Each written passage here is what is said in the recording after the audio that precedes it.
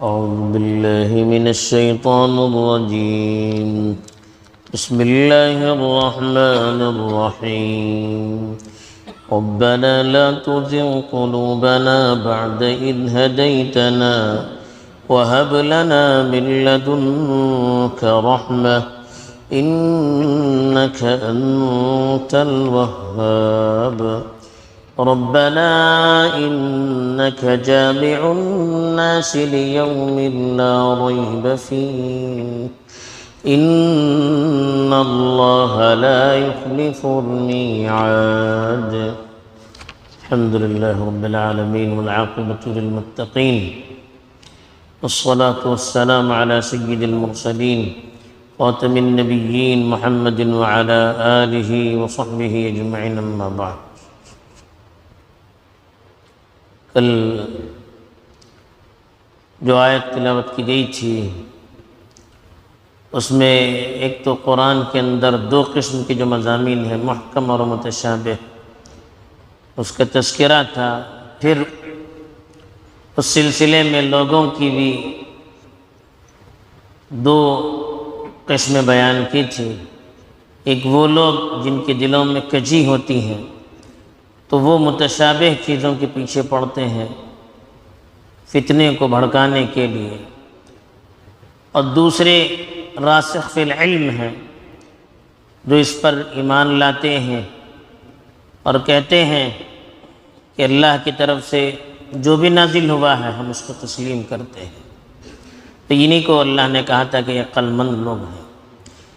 اب جو آیات تلاوت کی گئی ہے اس میں انہی راسخ فی العلم جو اللہ پر ایمان لاتے ہیں، اللہ کی باتوں پر بے چوں چرا ایمان لے آتے ہیں، ان کا اللہ کے سامنے اپنی بے بسی کا اظہار کرنا اور اللہ کے سامنے گڑ گڑانا، اس کو اللہ تعالیٰ نے یہاں پر بیان کیا ہے. چنانچہ ارشاد ہے، ربنا، اے ہمارے پروردگار، لا تزغ قلوبنا، ہمارے دلوں کو پھیر نہ دے، بعد اذ ہدیتنا، جبکہ آپ نے ہمیں ہدایت دی ہے، وہب لنا من لدنک رحمہ، اور ہمیں اپنی طرف سے رحمت عطا فرما، انک لا تخلف انک انت الوہاب، آپ ہی بہت زیادہ بخشش کرنے والے ہیں. یہاں پر راسخ فی العلم کی ایک صفت بتا دی کہ یہ لوگ ایک تو اللہ پر ایمان لاتے ہیں، اللہ کے ہر فیصلے پر راضی رہتے ہیں، ہر حکم کو چاہے اس کا مطلب سمجھ میں آئے نہ آئے، اس کی تفصیلات واضح ہو نہ ہو، لیکن چونکہ اللہ کی طرف سے نازل شدہ حکم ہوتا ہے وہ اس کو تسلیم کرتے ہیں. اور صرف تسلیم کر کے خوش نہیں ہوتے ہیں بلکہ وہ ڈرتے رہتے ہیں اور اللہ سے دعا کرتے ہیں کہ اللہ، جن لوگوں کے دلوں میں کجی ہے، جو لوگ فتنے میں مبتلا ہونا چاہتے ہیں، ان لوگوں کی طرح ہمارے دلوں کو بھی اپنے دین سے مت پھیرنا، ہمارے دلوں کو دین سے، دینی احکامات کے قبول کرنے سے مت پھیرنا، ہمیں اپنی اطاعت پر جمے رکھنا. یہ اللہ سے وہ توفیق مانگتے تھے، اور ہر چیز اللہ کی توفیق سے ہوتی ہے. بڑے سے بڑا ایمان والا اگر اللہ کی طرف سے توفیق نہ ہو تو کب اس کا پیر پھسل جائے اور کب وہ شریعت کے احکام سے دور ہو جائے، کوئی کچھ نہیں کہہ سکتا. اسی لیے اللہ کے رسول صلی اللہ علیہ وسلم کہا کرتے تھے کہ انسان کا جو دل ہے وہ رحمان کی دو انگلیوں کے درمیان میں ہے، بین اصبعین من اصابع الرحمن، کا رحمان کی دو انگلیوں کے درمیان میں، جب چاہتے ہیں اس کو پھیر دیتے ہیں، کوئی کچھ نہیں کہہ سکتا. بعض روایتوں میں آیا ہے کہ انسان کا دل ایسے جیسے کسی صحرا میں کوئی تنکا پھینک دیا جائے. جب آندھی آتی ہے، طوفانی ہوائیں آتی ہیں تو وہ جو تنکا ہوتا ہے اس کو الٹ پلٹ دیتی ہے. ایسے ہی انسان کا دل ہے، اللہ کے قبضے قدرت میں ہے، اللہ جب چاہے اس کو پھیر سکتے ہیں۔ اسی لیے اللہ کے رسول صلی اللہ علیہ وسلم اکثر یہ دعائیں کیا کرتے تھے، یا مقلب القلوب ثبت قلبی علی دین، اے دلوں کو پھیرنے والے، ہمارے دلوں کو تمہارے دین پر جمع رکھنا، ہمارے دلوں کو اپنے دین پر جمائے رکھنا۔ اس کے لیے اللہ کے رسول بار بار دعائیں کیا کرتے تھے۔ بعض صحابہ نے اس وقت سوال کیا کہ اللہ کے رسول اکثر و بیشتر آپ یہ دعا کرتے ہیں، یا مقلب القلوب ثبت قلبی علی دین، اے دلوں کے پھیرنے والے، میرے دل کو اپنے دین پر جمائے رکھ۔